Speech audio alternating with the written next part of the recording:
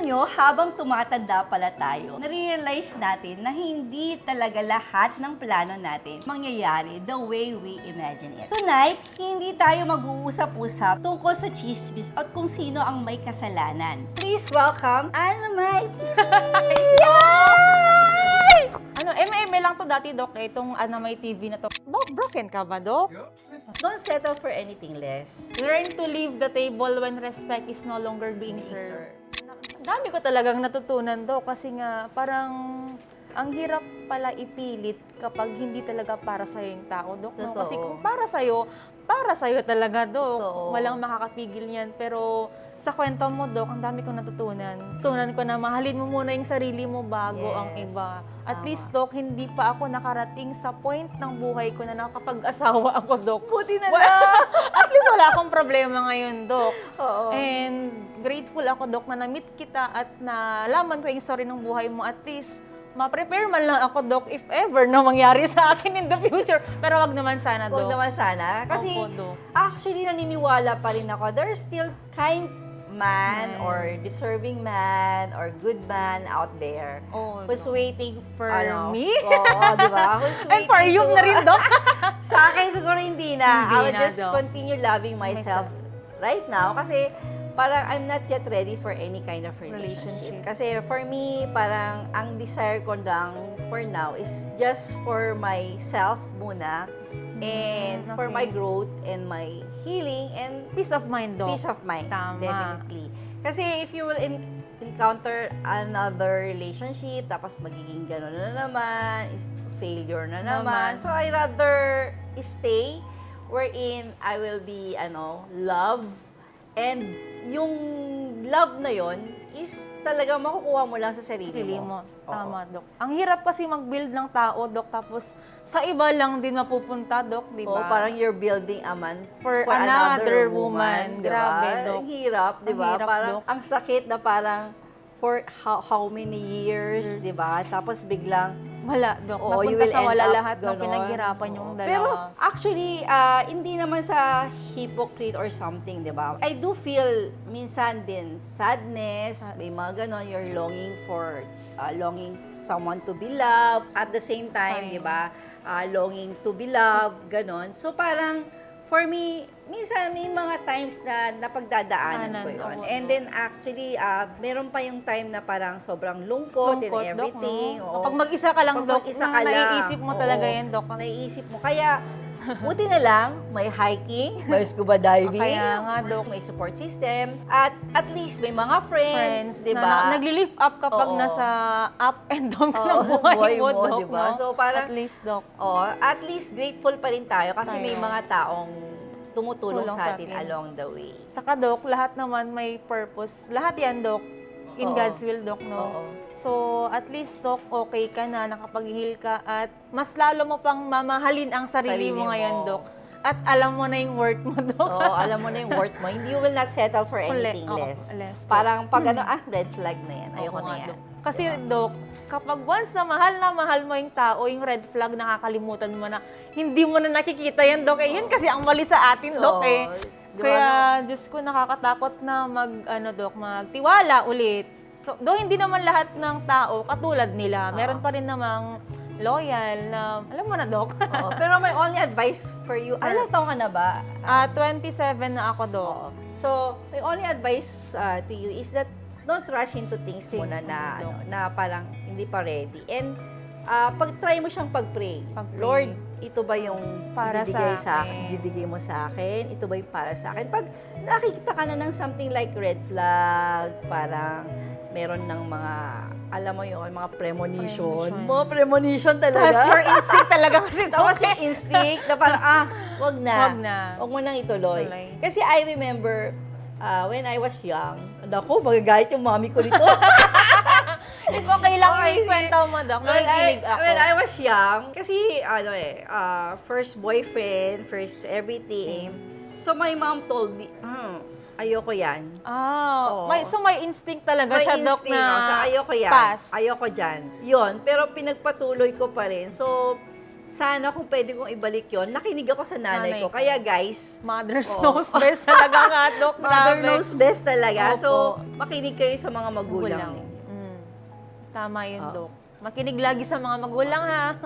Mother's Trust her instinct. mother's instinct talaga, Dok, no? Totoo. Kasi hindi sila nagkakamali ang mga yan. Oo. Ayan. So, para sa mga nanonood dyan, tatanungin ko si Doc kung ano yung pinaka-effective na breakup song sa kanya. Scientist. By Coldplay.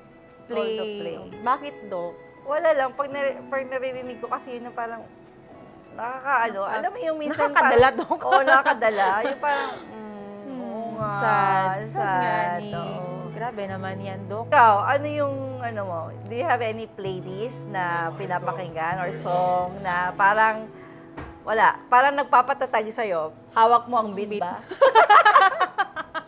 Pwede, Doc. Hawak mo ang beat. So, May, kung meron kang isang salita na madidescribe mo sa estado ng puso mo ngayon, anong salita yun? Heal, Doc. Kasi Wow. new version of me to, Doc, ay nahanap ko na yung sarili ko, nakapagpatawad na ako. Minahal ko pa ng lubos ang sarili ko sa Very 2 years na nakalipas. So, kaya proud akong sabihin na this is me, Ana May TV, my healed version. Ay, nako! Yay! Sa wakas! Di ba, ang sarap ng feeling pag mahal mo yung sarili, Sarili mo. Totoo, Di ba? Dok. Kasi uunahin mo talaga yung Talaga, sarili mo. sarili mo. It's not selfish na sinasabi nila na loving yourself is selfish daw. No, it's not. Because paano ka magmamahal Mahal ng ng iba iba kung hindi mo mismo mahal mahal yung yung sarili sarili mo? mo. So for me, natutunan ko talagang mahalin ko muna yung Sarili sarili ko bago magmahal Mahal ng ng iba. iba. And for me kasi, before kasi, as in, people pleaser ako eh. So I was very, parang mahirap sa akin to say no. Oo, Kailangan to- mong oo. i-consider yung sasabihin nila, Doc. Oo, yung gano'n. So, para sa akin, no is a big word for me. Ngayon, Doc, total nakapag-advise na tayo sa viewers natin ngayon. Tatanungin kita, Doc, kung anong advice mo sa younger self mo, Doc. Siguro, my only advice to my younger self, don't rush into things, Ross. Take your time, study very well, obey your parents, because your parents knows best. And don't be so selfish, don't be so harsh in yourself, and take time to love yourself more. Grabe naman yan, Doc. So proud of you, Doc. Thank At you. least nagawa mo na lahat ng bagay na pwedeng makapag-heal sa'yo, Doc, no? And praise God kasi talagang yun nga yung sinasabi nila eh. Pag may tinatanggal si Lord sa'yo, ibig sabihin, it's His way of directing you to something bigger. Tama yan, Oo, Doc. diba? Lahat ng tinatanggal ni Lord sa buhay mo, redirection yun Oo. para sa mga better plans pa yan. Better plans, di ba? Okay. Ikaw, Ben, years from now, paano mo nakikita yung sarili mo? Diyos ko, ang hirap naman yan, Doc. Futuristic na ata, Doc. Parang, wait lang po, sir, wait lang. Nakikita ko, Doc, mas mahal ko na yung sarili ko. Meron ka bang specific age na parang, pag 30 na ako, kailangan nakapag-asawa na ako? Ay, opo, Doc. As of now, Doc, nape-pressure talaga ako kasi grabe na 27, Doc, kailangan ko na daw mag-asawa. Pero sabi ko naman, hindi naman lahat ng bagay minamadali, Doc, kasi minsan na akong nadapa. At natuto na talaga ako doon, Doc, kasi hindi pwedeng yun lang. Kasi kapag nag-asawa ka, Doc, hindi mo pwedeng ibalik yan eh. Na para bang kanin na kapag ayaw mo na, Definitely, oo. ayaw mo na, iluluwa mo na yan. Hindi, Doc, kaya ngayon, siguro kapag nasa tamang age at yung tamang tao na ang binigay ni Lord sa akin, Why not? why diba? not, Doc? Oo. Magmahal tayo ulit, Doc, di ba? Doc, ikaw, I want to know more about you. Doc, knowing your profession sa medical field, paano mo hinirap lahat ng to, Doc? Since ikaw yung nag-aalaga sa mga tao, nag-a-advise, paano mo yun kinaya mag-isa, Doc? Paano mo hinirap lahat yun, Doc? Actually, sobrang hirap talaga. Kasi, alam mo, you have knowledge of it. Especially sa mental health. Alam mo namang walang shortcut. So, naalala ko pa one time when I went to my psychiatrist, sabi ko, kasi I was talaga desperate, talagang during that time, I was experiencing my lowest point talaga. Sabi ko, Doc, meron bang mga shortcut? Pwede bang mag-shortcut? And knowing na nasa medical field ako, di ba? So, alam mo naman, there's no such thing as shortcut, no? di ba? So, parang wala eh. Kailangan mong pagdaanan talaga yung process. So, it's very hard for me to make advices or something. Pero, natutunan ko kasi, once na pagmahal mo kasi yung sarili mo, doon talaga may a-apply mo sa ibang tao. Like, you will have that empathy towards other people. So, for me, parang doon ko naiintindihan more yung mga nagdadaan sa ganitong journey. Nai-relate mo talaga, Nare-relate ko talaga. So, nagkakaroon ka ng parang, tama. Nga, di ba? Hindi lang pala ako. So, para sa akin, parang nakakatulong ako in a way through my content, kung ano yung mga ko, nasi-share ko sa content ko and everything. Nakakatulong talaga yon. And then one time pa, without, ang tawag to? Parang bragging about it, nasa airport ako. And then may nag-approach sa akin. Sabi niya, Chef, Doc Ras, sabi niya. Sabi ko, nagulat ako. Sabi ko, ay, kilala ka, Doc. Kilala ako. Nagulat. Sabi, Doc, sobrang follower mo talaga ako. Sabi niya, as in, nakaka-relate talaga ako sa mga post mo. So, parang sabi ko, wow, effective pala yung mga pinopost mo, ko. Doc. Parang blessing ka sa ibang tao, parang Doc. nagiging blessing ka sa ibang tao through your vlogs. So, parang sabi ko, I will still continue vlogging. Even sometimes, lalo na yung mga anak ko, alam mo yung mga anak ko, as in, sila, they are my, parang pag may basher, sila yung mga unang nagbabash sa'yo. Kasi parang, Mommy, parang gano'n, yung parang, ano ba yan, mga ganyan-ganyan. So, parang, I just wanna, parang sa akin, I just wanna spread love, kindness. Kasi, yun yung mga bagay na it's free. Diba? It's free na hindi mo kailangang bilhin. Diba? As long as you have a good heart, share mo yung na lang kindness sa na ibang Doc, tao. sa followers mo, Doc. At least man sila makarelate sa'yo, Doc. May matutunan pa sila sa'yo.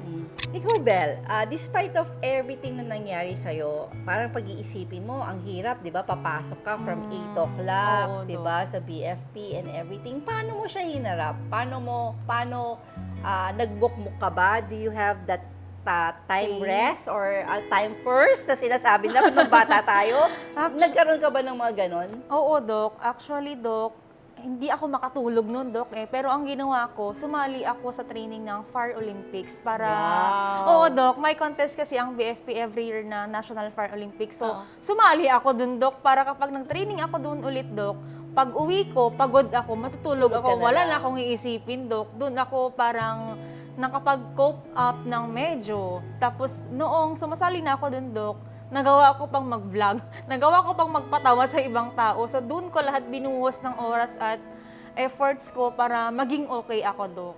Actually, yun yung sinasabi nila yung the happiest people are the loneliest one.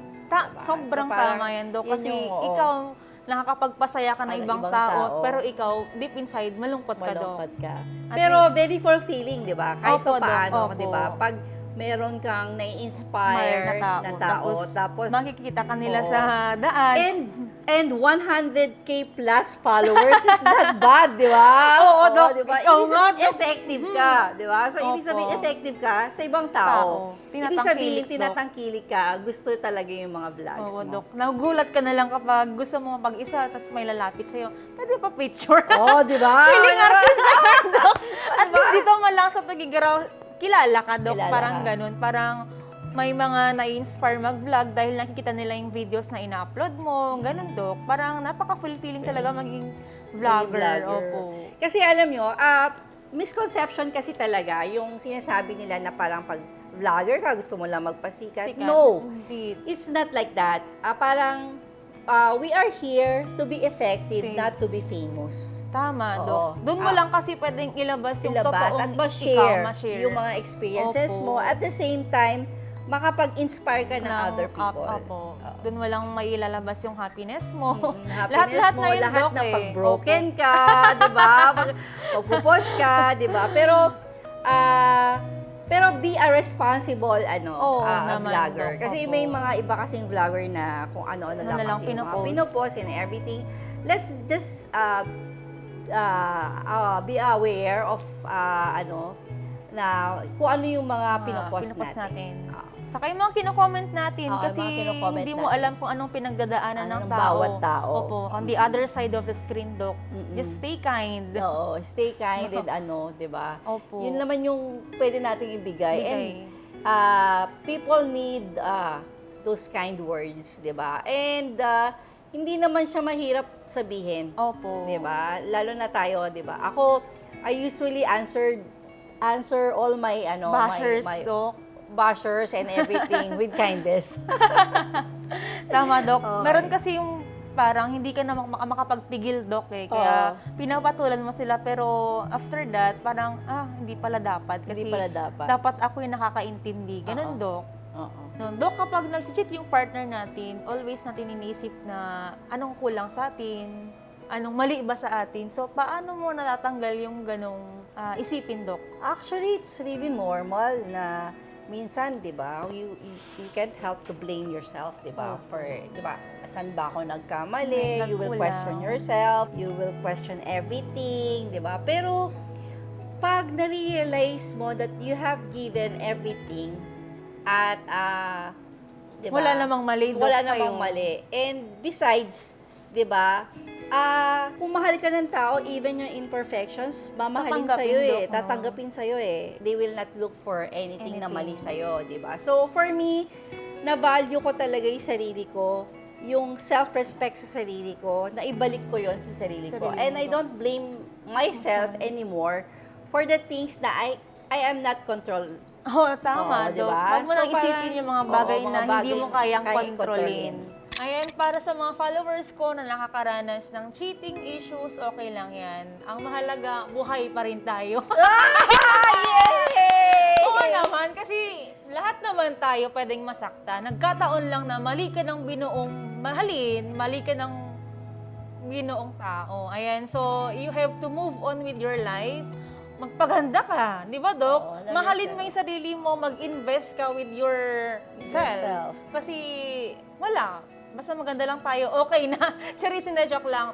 So, you have to accept, move on, and magpasalamat kay Lord kasi wala naman siyang ibibigay na pagsubok na hindi mo kayang lagpasan. So, you have to be thankful sa lahat ng bagay, sa lahat ng blessings na natatanggap mo ngayon. Nasaktan ka man noon, mag-vlog ka na ngayon. Yay!